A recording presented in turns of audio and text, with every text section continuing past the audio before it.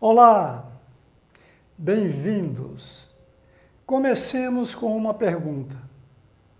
A ciência e a cultura, no geral, são essencialmente masculinas? Recentemente, verifiquei no site da Fundação Nobel, nobelprize.org, que o Prêmio Nobel foi concedido a mulheres apenas 59 vezes desde o início da premiação, em 1901 até 2021, destacando que somente uma mulher ganhou 2 vezes. Marie Curie recebeu um Nobel de Física em 1903 e um Nobel de Química em 1911. Portanto, no total, foram apenas 58 mulheres agraciadas desde 1901. A Fundação Nobel ainda não anunciou os nomes dos ganhadores do prêmio em 2022, mas isto deve acontecer agora em outubro.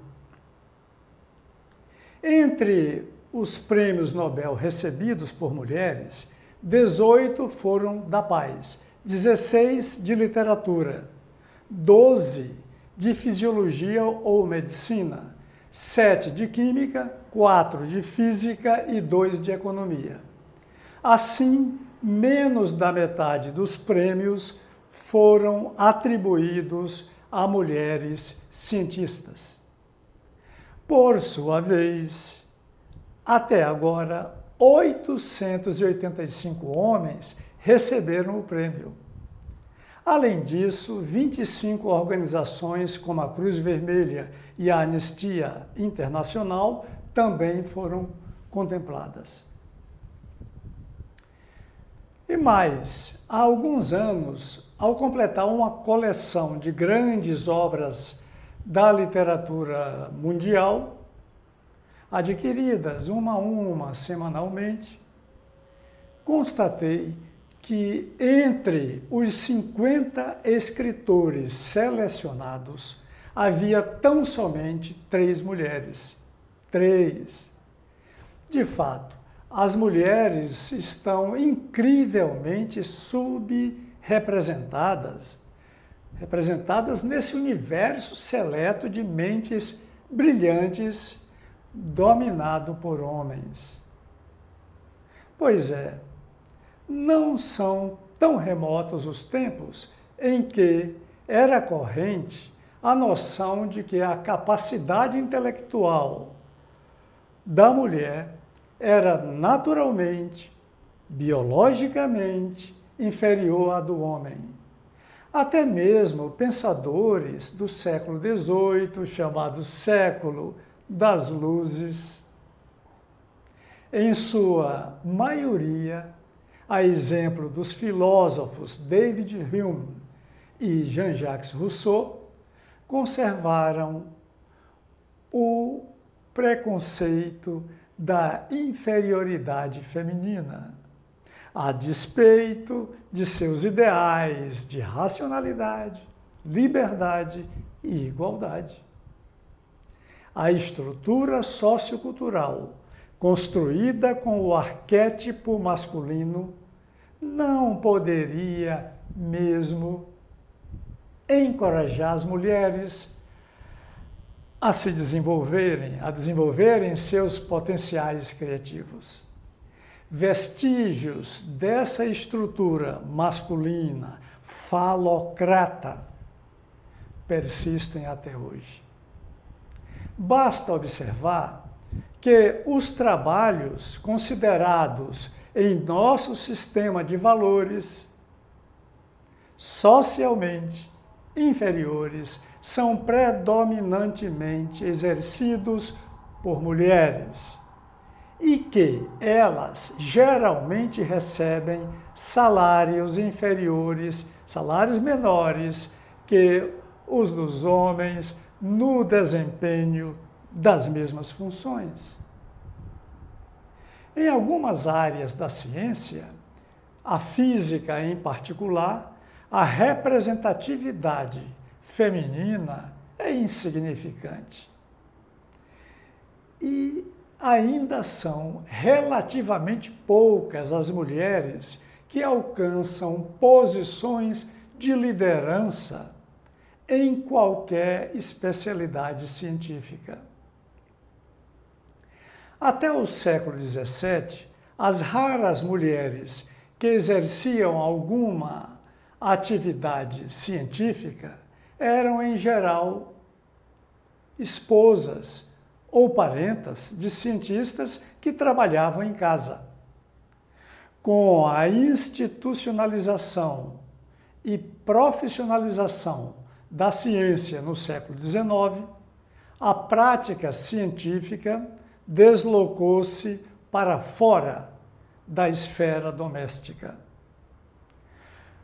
O que se seguiu foi a exclusão das mulheres em decorrência de suas responsabilidades primárias no lar.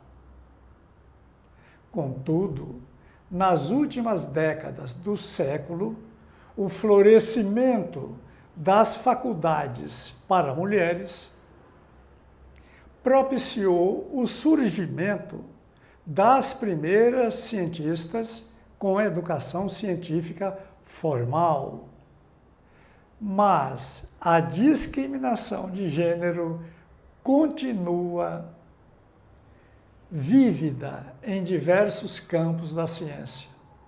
Além disso, muitas cientistas enfrentam a dificuldade em harmonizar as exigências de suas pesquisas com o papel feminino tradicional na família.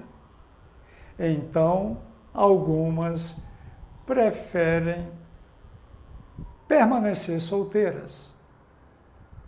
O influente filósofo liberal britânico John Stuart Mill foi um dos primeiros a defender a igualdade de direitos e oportunidades entre homens e mulheres.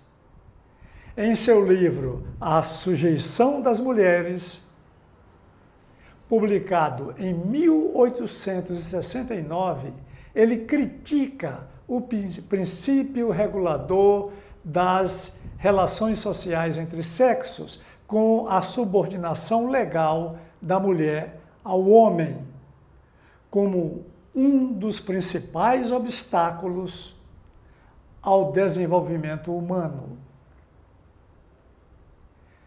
Por isso, Stuart Mill defendia sua substituição por um princípio de perfeita igualdade que não admitisse qualquer privilégio ou discriminação de um sexo em relação ao outro.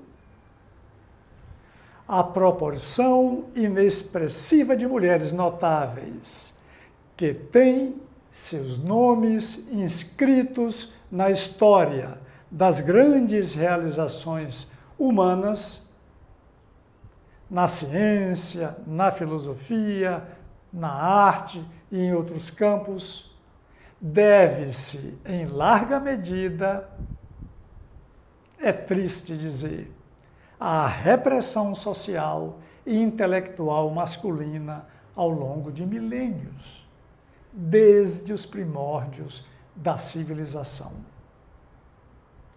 Entretanto, não devemos esquecer que a discriminação de sexo ocorre também dentro da família. Na verdade, é onde o problema começa, com a criação e a socialização diferenciadas de meninos e meninas. Meninos com mais liberdade, tolerância e exposição a riscos. Meninas com mais restrições, dependência e proteção. Com o casamento, mais um obstáculo. As gestações, o trabalho dedicado aos filhos e ao marido e outros afazeres domésticos podem subtrair da mulher com ambições intelectuais o tempo e a concentração necessários à execução de seus projetos intelectuais. Que dizer, então, das sociedades fechadas, governadas por filosofias, religiões ou ideologias políticas que subordinam a mulher ao homem, proíbem ou restringem o acesso dela à educação e não admitem sua ascensão social? Pois é, mesmo em sociedades liberais, homens com certos poderes, não raro bloqueiam ou dificultam o acesso de mulheres talentosas a cargos ou posições de destaque. Marie Curie já vivia nas alturas olímpicas após ganhar um Nobel de Física, tornar-se uma autoridade internacional em radioatividade, fazer parte de diversas academias científicas estrangeiras, quando se candidatou a uma vaga na Academia Francesa de Ciências. Não foi eleita. O machismo predominava entre os imortais. Meses depois, Madame Curie recebeu seu segundo Nobel. Transcorrido meio século, finalmente ocorreria a admissão de uma mulher à Academia de Ciências. Marie Curie, essa mulher extraordinária e cientista genial, ainda será tema de vídeo futuro em nosso canal. Como sempre fazemos, a referência do livro citado encontra-se abaixo, na descrição. Obrigado por assistir. Inscreva-se e compartilhe.